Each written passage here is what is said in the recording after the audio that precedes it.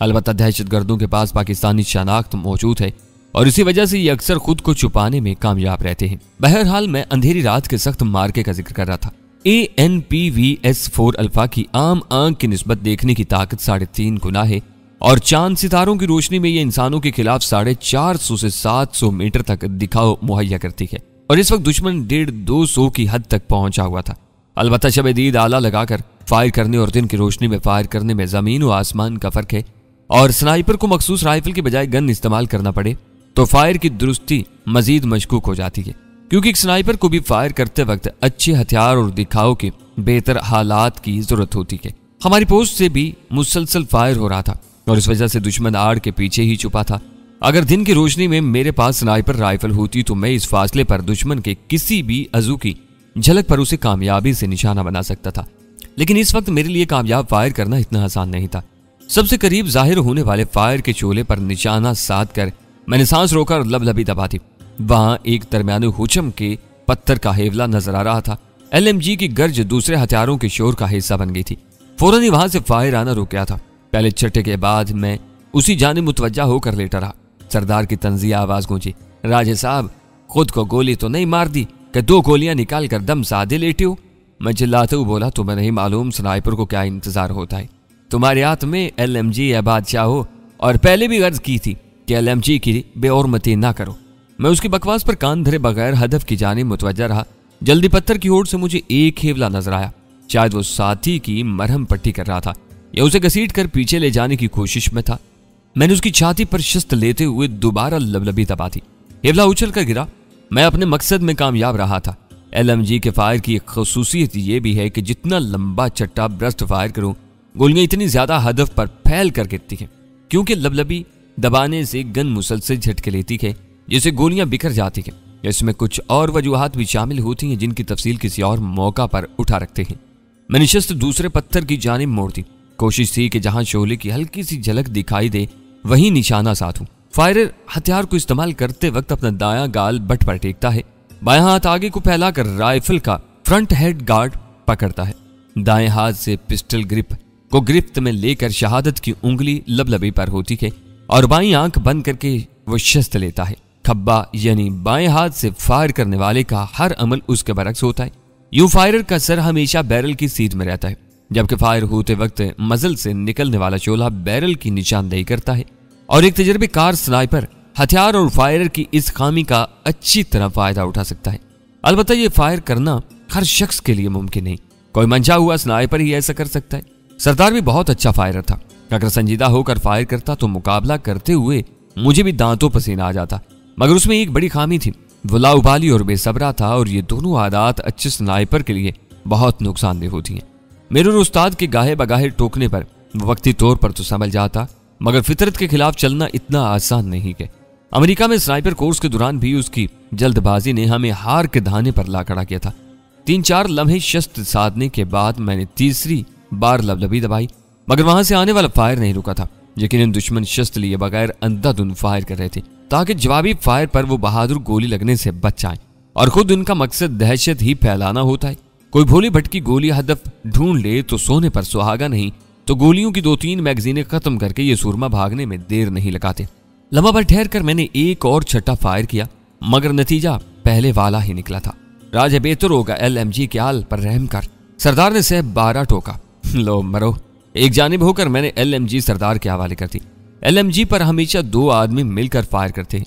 Fire करने वाले को LMG नंबर 1 और दूसरे को LMG नंबर 2 कहते हैं। नंबर 2 का काम गन की नाल तब्दील करना और गन लोड करना होता है। नंबर 2 गन के दाएं जानिब लेटता है।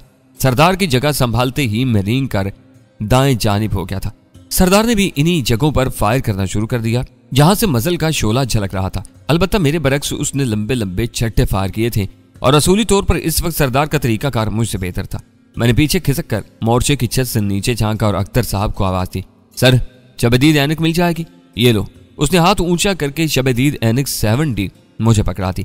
ये बात ज़हन नशीन रही कि कुछ शब-ए-दीद आलात दूरबीन की तरह सिर्फ दिखावे के काम आते हैं और कुछ टेलीस्कोप साइटों की तरह हथियार पर लगाकर फायर करने में मददगार साबित होते हैं। मुअख्खरुल ज़िक्र आलात हथियार के अलावा खाली देखभाल को भी इस्तेमाल किए जा सकते हैं। शुक्रिया सर। क्या घर में वापस अपनी जगह पहुंच गया? सरदार एक बेल्ट एमुनेशन उड़ा चुका था। नया बेल्ट लगाकर मैं उसके पहलू में लेट गया। कम से कम 3 लानती निशाना बन चुका है। नए हदफ की जानिब बैरल मोड़ते हुए सरदार ने फखरिया लहजा में ऐलान किया। मुझे फौरन यकीन आ गया क्योंकि हमारी सीध में मौजूद दुश्मन के तीनों मोर्चे खामोश हो चुके थे। सामने और बाएं जानिब एक आड़ से गोलियों की बौछार का रुख मोर्चे की छत की जानिब हो गया था। यकीनन बुलंदी से होने वाला फायर दुश्मन को भी दिखाई दे रहा था और उसकी बड़ी वजह ट्रेसर गोलियां थी।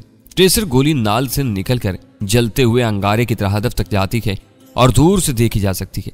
LMG बेल्ट में हर 5वीं गोली ट्रेसर होती है जो रात के वक्त फायरर को गोलियां हदफ पर लगने की तस्दीक करती है तो मुखालिफ को भी हथियार की पोजीशन से आगाह करती है। हम नीचे दुबक गए थे। जो ही दुश्मन का फायर रुका, सरदार ने फौरन बट को कंधे में दबाया और इसी जानिब शस्त्र साथ ली। लम्हा भर बाद दुश्मन की जानिब से एक और बौछार फायर हुई, मगर खान साहब जोश में आ चुके थे और खान जब जोश में आ जाए तो जान लेता है या देता है, तीसरी कोई सूरत नहीं होती।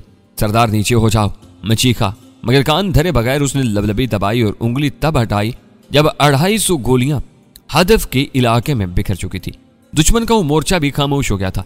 मेरे पास गन की बैरल तब्दील करने का मखसूस दस्ताना तो मौजूद नहीं था, लेकिन बैरल को तब्दील करना जरूरी था क्योंकि इतने लंबे छट्टे के बाद बैरल अंगारे की तरह हो गई थी। मैंने कमीज के दामन से बैरल कैच को दबाकर खोला और बैरल को खींचकर मोर्चे की छत पर रख दिया। नई बैरल चूंकि ठंडी थी इसलिए पकड़ते हुए कोई दुश्वारी नहीं हुई थी। बैरल तब्दील करके मैंने नया बेल्ट चढ़ा दिया। यह ससना में फायरिंग हल्की हो गई थी। अब ये भागेंगे। मैंने सरदार को होशियार किया, पठान से पंगा लिया है, भागना तो पड़ेगा ना। फखरिया लहजे में कहते हुए वो हदफ ढूंढने लगा। मैंने भी शबदीद ऐनक आंखों से लगा ली थी। 1-2 हिवले भागकर ढलान उतरते नजर आए, मगर इनकी खुशकिस्मती मेरे पास सिर्फ देखने की सहूलत मौजूद थी। हथियार सरदार के पास था और उसकी कोशिश थी कि दुश्मन अपने साथियों की लाशें उठाने में कामयाब न हो सके, इसलिए वो इन्हीं मखसूस आदाफ के इतराफ में गन घुमाकर छोटे छोटे चिट्टे फायर कर रहा था जहां हमारे अंदाजे में दुश्मन की लाशें पड़ी थी। दहशतगर्द हमेशा अपने साथियों की लाशें भी साथ ले जाने की कोशिश करते हैं ताकि इनकी पहचान पोशीदा रहे। जल्दी हमारी फायरिंग एक तरफा रह गई। दुश्मन की तरफ से मुकम्मल खामोशी छा गई थी। नायब सूबेदार अख्तर ने चंद जवानों के साथ अगले इलाके की तलाशी को जाना चाहा, मगर post commander captain Hafizullah Niazi ने रोशनी होने का इंतजार करो कहकर मना कर दिया था। सुबह सादिक नमूदार हो गई थी, जल्दी मुलगजा उजाला हो जाना था। फायरिंग रुकने के बाद सर्दी महसूस होने लगी थी। पहले लड़ाई के जोश में हमें कुछ महसूस नहीं हो रहा था। सरदार को वहीं रुकने का कहकर मैं कमरे से गर्म चादरें उठा लाया। बाकी जवान भी मोर्चों में डटे हुए थे। सरहदों पर तैनात फौजियों की जिंदगी में गोलियों की तड़तड़ और तोपों की घन गरज रोजमर्रा का मामूल है। तरबियत याफ्ता फौजी और आम इंसान में बुनियादी फर्क यही होता है कि तरबियत याफ्ता जवान के असाब बहुत मजबूत होते हैं। मुसलसल मखसूस हालात में रहकर जिंदगी गुजारने से मरने का डर और खौफ उसके दिल में इतना नहीं होता जितना आम आदमी के दिल में होता है। अगर आम आदमी बहुत ज्यादा दलेर, नडर और मजबूत असाब का हो तब भी ऐसे हालात में हौसला छोड़ देता है, क्योंकि ऐसे माहौल में जिंदगी गुजारना के रास्ते पर चलते हुए IED फटने का खतरा हो, बैतुल खला और गुसल खाने में जाते वक्त दुश्मन के स्नाइपर का अंदेशा हो, खाना खाते हुए दुश्मन के राकटों की फिक्र हो और सोते हुए दुश्मन के हमले का डर हो। ये तरबियत याफ्ता सिपाही ही बर्दाश्त कर सकता है। दौरान लड़ाई सरदार का मजाक करना बाज कारीन को हजम नहीं होता होगा। जब जान पर बनी हो तो हंसी मजाक करना अजीब लगता है, लेकिन यकीन माने इससे नागुफ्ताबा सूरत हाल में भी मैंने अपने साथियों को कहके लगाते और एक दूसरे को चीरते देखा है। इसकी वजह यही है कि इंसान मुख्तसिर अरसे तक तो अपनी फितरत से लड़ सकता है, लेकिन जब मुसलसल मुश्किलात का सामना हो तो ऐसे माहौल में जिंदगी गुजारना उसे मामूल के मुताबिक ही लगता है। और रोजमर्रा की जिंदगी में हंसी मजाक इंसान की फितरत है। अंधेरा छटने लगा था। पोस्ट के एक कोने से अजान की मुकद्दस आवाज बुलंद हुई। पहरे पर मुतय्यन अफराद के अलावा तमाम वजू करने बढ़ गए थे। इंसान की हिम्मत, जुर्रत, हौसला और ताकत हमेशा अल्लाह पाक की मंशा की मोहताज होती है। हर हालत में अल्लाह पाक को साथ रखने वाले ही कामयाबी से हमकिनार होते हैं। कोशिश करना इंसान का फर्ज है और इस कोशिश को कामयाबी और कामरानी से सरफराज करना ज़ाते बारी ताला के कब्जा कुदरत में है। हमने भी मकदूर भर वतन दुश्मन अनासिर से मुकाबला कर लिया था। अब अपने रब की मदद को शामिल हाल करने का वक्त था, इसलिए मस्जिद की तरफ बढ़ गए। नमाज के बाद मालूम हुआ कि 3 जवान जख्मी हुए थे। 2 के जख्म तो मामूली नौयत के थे, तीसरे की हालत अलबत्ता तशवीशनाक थी और उसे अस्पताल पहुंचाने को बटालियन हेडक्वार्टर से QRF क्विक रिएक्शन फोर्स रवाना हो गई थी। नर्सिंग हवालदार वाजिद ने 3 जख्मियों की मरहम पट्टी करके इब्तदाई तिब्बी इमदाद दे दी थी। हवालदार वाजिद का ताल्लुक एबटाबाद से था। नहायत मजा हुआ और काबिल नर्सिंग था। हंसमुख, बजला संच, हाजिर जवाब और तलेर। पोस्ट पर 2 जीपें मौजूद थी। 3 जख्मियों को जीपों में बिठाकर पीछे रवाना कर दिया गया। एक मखसूस मकाम पर QRF और जीपों का मिलाप होना था। जख्मियों को QRF के जवानों के हवाले करके जीपों ने वापस लौटना था। नमाज के बाद कैप्टन साहब एक टोली के साथ पोस्ट से आगे बढ़ गए। हम दोनों भी साथ ही थे। सरदार कैप्टन साहब को अपनी कारकर्दगी बता चुका था। हमारी निशानदेही पर सबसे पहले इन्हीं 3 पत्थरों के अक्ब का जायजा लिया गया। वहां 5 लाशें और एक शदीद जख्मी मौजूद था। भागते वक्त दुश्मन इन लाशों को नहीं उठा सके थे। अमूमन दहशतगर्द साथियों की लाशों को नहीं छोड़ते, लेकिन अब बदकिस्मती से इनका वास्ता पेशावर स्नाइपरों से पड़ गया था। सरदार ने तीनों मकामात को गन के फायरों से यूं ढांपा था कि बगैर जानी नुकसान के दुश्मन लाशें नहीं ले जा सकता था। मेरे निशाना बनने वालों में एक को खोपड़ी में गोली लगी थी और दूसरे की छाती में रोशनदान खुला हुआ था। बाकी चारों सरदार का निशाना बने थे। 3 के ऊपरी धड़ मुकम्मल तौर पर छलनी हो गए थे। चौथे के दाएं कंधे में गोलियां लगी थी। उसका जख्म जानलेवा नहीं थे, लेकिन ज्यादा खून बहने से उसकी हालत तशवीशनाक हो गई थी। नरसिंह हवालदार वाजिद अपने जख्मियों के साथ गया हुआ था। दहशतगर्दों की लाशों को हमने फायरी खंदक में फेंका और जख्मी को नरसिंह हवालदार के कमरे में ले गए, जो RAP रेजिमेंट एड पोस्ट का काम भी देता था। कैप्टन साहब ने तशवीश जाहिर की। उम्मीद नहीं कि यह वाजिद के आने तक जिंदा रह पाएगा। मैं कोशिश करता हूं सर। उसे तसल्ली देकर मैंने सरदार को इशारा किया। वो दहशतगर्द के जख्म से कपड़ा हटाने लगा। गोलियां जिस्म से पार निकल गई थी। मैं QCB खोलकर उसके जख्म पर लपेटने लगा। एक पट्टी उसके जख्मों को नाकाफी थी। खून का बहाव रोकना सबसे ज्यादा जरूरी था। वो बुरी तरह करा रहा था। मुझे घूरते हुए वो अटक अटक कर बोला, मैं मरना नहीं चाहता। सरदार ने चलखी से जवाब दिया, ऐसा न चाहने के बावजूद कोशिश हमारी भी यही है। मैंने नर्म लहजे में कहा, तुम्हें बचाने की पूरी कोशिश कर रहा हूँ। ये बताओ तुम लोग किस मकसद से हमलावर हुए थे? वो नकाज से बोला, हमारे कुछ साथियों ने सरहद अबूर करना थी। QJ टॉप की गश्ती टोलियों की तवज्जो हटाने को हमें हमला करना पड़ा। मैंने हैरानी जाहिर की। झूठ मत बोलो, इस मकसद को छोटा सा हमला ही काफी था। ये कहते हुए मैंने सरदार को दर्द कुछ टीका बनाने का इशारा किया। अस्बात में सर हिलाते हुए सरदार ने टीका तैयार किया और उसके बाजू में लगा दिया। मेरी बात का जवाब उसने नहीं दिया था। मैंने उसे डराने की कामयाब कोशिश की। अगर चाहते हो कि तुम्हारी जान बचाई जाए तो ताउन करो, वरना किसी दुश्मन पर दवाइयां और वक्त जाया करने का हमें कोई शौक नहीं है। वो बमुश्किल जुबान हिलाने लगा। उसकी गुफ्तगू का लुब्बे लुबाब ये था कि मलिक गुल बदीन खान, सरदार फेरोज खान, कमांडर अदील जान और कमांडर रंगीन खान की गुज़िश्ता हफ्ते बामिक टाप पर बैठक हुई। यूं तो इनकी आपस में नहीं बनती थी, लेकिन इन्हें इंडियन एजेंसी रा के एक मेजर ने इकट्ठा होने पर मजबूर किया। उसने QJ टॉप सिलसिले की 3 पोस्टों 7, 8, 9 पर कब्जे का मंसूबा पेश किया था। ये तीनों पोस्टें करीब करीब वाक़ थी। 7 और 8 सामने और 9 इन दोनों के दरमियान और पीछे को हटकर थी। वैसे तो QJ नाम की पूरी 10 पोस्टें हैं जो एक कितार में मौजूद हैं। इनके साथ शुमाल की जाने मुत्तसिल चीता पोस्टों का सिलसिला शुरू हो जाता था, यानी चीता 1, चीता 2 वगैरह। मेजर ने इन्हें बावर करवाया कि इन पोस्टों पर कब्जा इसी सूरत में मुमकिन था कि चारों कमांडरों के लश्कर साथ मिलकर काम करें। इस मकसद को रा के मेजर ने बड़ी रकम की पेशकश की थी और आज मंसूबे पर अमल करने की शुरुआत हो गई थी। इस कार्रवाई का मकसद वाकई अपने साथियों को सरहद अबूर करवाना था, ताकि QJ टॉप की 3 पोस्टों पर दोनों इतराफ से हमला किया जा सके। सरदार ये कमजोरी महसूस कर रहा है, डिब्बी तैयार करो। मैं सरदार को मुखातिब हुआ। जान बचाने के लालच में वो बड़ी अहम मालूमात उगल रहा था। कैप्टन हफीजुल्लाह न्याजी भी हमारे साथ ही मौजूद था। जख्मी की बातों ने उसके कान भी खड़े कर दिए थे। सरदार असबात में सर हिलाते हुए ट्रिप तैयार करने लगा। स्नाइपर कोर्स के बाद अमली मैदान में कदम रखने से पहले हमें चंद हफ्तों का इब्तदाई तिब्बी इमदाद का कोर्स लाजमन करवाया जाता है, और एक स्नाइपर को इब्तदाई तिब्बी इमदाद के बारे में जानना कितना जरूरी है इसका अंदाजा हर कोई कर सकता है। इसकी आंखें नकाज से बंद हो रही थी। मैंने उसकी ठोड़ी पकड़कर आहिस्ता से हिलाया। तुम्हारा नाम क्या है? वो अटक अटक कर बोला, कमांडर शेरकुल। मैं कमांडर अदील का दस्ते रास्त हूँ। मैंने अगला सवाल किया, तीनों पोस्टों पर एक साथ हमला किया जाएगा या अलहदा अलहदा? वो मुश्किल बोला, कत्थे।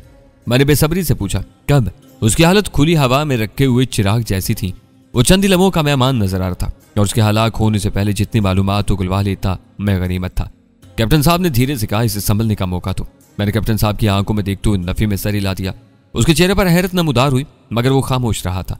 मैं बाआवाज बुलंद बोला, सरदार ड्रिप में स्पेशल सेविंग लिक्विड इंजेक्शन मिलाओ ताकि इसकी जान यकीनी तौर पर बचाई जा सके। सरदार ने फौरन जवाब दिया, आपका कहने से पहले ही मिला दिया, लेकिन इसे जगा कर रखो यार, अगर बेहोश हो गया तो शायद इंजेक्शन बेकार जाए।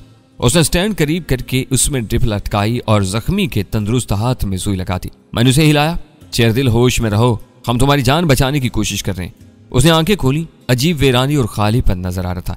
उसके गाल तपतपाते हुए मैंने पूछा, तुमने क्या बताया? हमला कब होगा?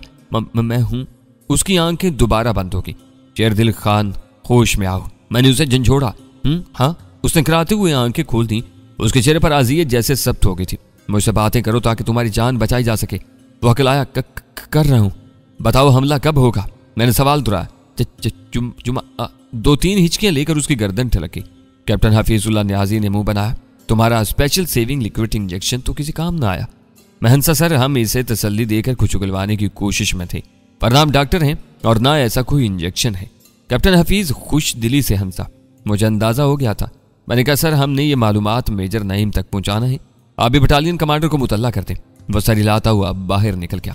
सफेद ढले ब्रिगेडियर हेडक्वार्टर से QRF की गाड़ियां दहशतगर्दों की लाशें लेने पहुंच गई थी। बटालियन कमांडर और सेकंड इन कमांड भी साथ थे। QRF की गाड़ियां तो वापस चली गईं, अलबत्ता बटालियन कमांडर आरिफ आलिम और second in command major Faisal वहीं रह गए थे। चाय वगैरह पीकर उन्होंने हमें बुला लिया। कैप्टन साहब के बैंकर में कमांडिंग ऑफिसर उसकी चारपाई पर बैठे थे। हमने प्लास्टिक की कुर्सियां संभाली थी। इस इलाके में रहायशी बैंकर ही को दफ्तर के तौर पर इस्तेमाल किया जाता और वहीं पर खसूसी नशिस्त स्पेशल कॉन्फ्रेंस भी होती। आरिफ आलिम साहब मुझे मुखातिब हुए। जवान, हफीज साहब मुझे तफसील बता चुके हैं, क्या तुम्हारे पास कुछ और बताने को है? मैं नफी में सर हिला। सब कुछ कैप्टन साहब के सामने ही पेश आया था। उन्होंने अगला सवाल किया, क्या ख्याल है मरने वाला दहशतगर्द जुमा कहना चाहता था या जुमेरात? सरदार बोला, सर, यकीनी तो कुछ नहीं कहा जा सकता और अलबत्ता दहशतगर्दों की नफ्सियात को मद्देनजर रखें तो इनकी ज्यादातर कार्रवाइयां जुमा ही को होती हैं। वो तहसीन अमेज नजरों से सरदार को देखते हुए बोला, सही कहा। जवाबी कार्रवाई के बारे में तुम्हारी क्या राय है? यहाँ एक बात मद्देनजर है कि लेफ्टिनेंट कर्नल बहुत बड़ा होता है और इस रैंक का कोई ऑफिसर एक सिपाही यहाँ हवालदार से मुशावरत में वक्त ज़ाया नहीं करता, लेकिन वहां हमारी हैसियत मुख्तलिफ थी। हम काफी अरसा से फील्ड में थे। मेजर नईम की जुबानी इनके कानून तक हमारे कारनामों का तस्करा पहुंच गया था और न चाहते हुए भी वो हमें अहमियत देने पर मजबूर थे। मैं इनके सारी से बोला, यह सोचना तो आपका काम है सर, अलबत्ता हम हर ताउन को तैयार हैं। ब्रिगेडियर कमांडर से मेरी तफसीली गुफ्तगू हो चुकी है। इस ज़मन में चंद तजावीज़ भी ज़ेर गौर आई हैं। तय हुआ कि ब्रिगेड की दूसरी यूनिट से कुछ नफरी मंगवा कर पहली फुर्सत में इन तीनों पोस्टों के दिफा को मजबूत किया जाए। मैंने कहा, सर, दुश्मन अपनी कुछ नफरी सरहद पार ला चुका है। यकीनन पोस्टों पर इजाफी नफरी की आमद पर वो चौकन्ना हो जाएंगे और मंसूबे पर अमल दरामद रोक देंगे। आरिफ आलिम साहब मुस्कुराए। मेजर फैसल ने भी यही मशवरा दिया था, लेकिन हमारा मकसद दुश्मन का मंसूबा नाकाम करना है, चाहे लड़कर हो या लड़े बगैर।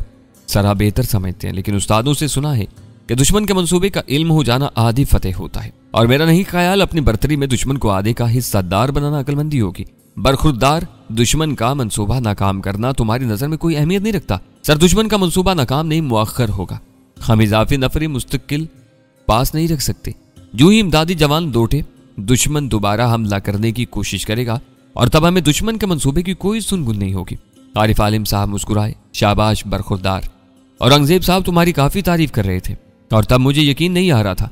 मैंने पूछा, तो फिर क्या सोचा है आपने सर? वो इत्मीनान से बोले, बता तो दिया है। मैंने मायूस लहजे में कहा, यानी पोस्टों पर इजाफी नफरी मंगवाना नागुज़ीर है। हाँ, उन्होंने इस बात में सर हिलाया। जो ही दुश्मन को मालूम होगा कि हम तैयार हैं, वो हमला मुअख्खर कर देगा और यकीनन वो इजाफी नफरी की वापसी का इंतजार करेगा। इस्तिस्ना में हमारे छापा मार दस्ते अफगान नाला में उनका शिकार खेलने निकलेंगे। उम्मीद है इनके इज्तिमा को हम भरपूर ज़र्ब लगाकर अपने फायदे में इस्तेमाल कर सकेंगे।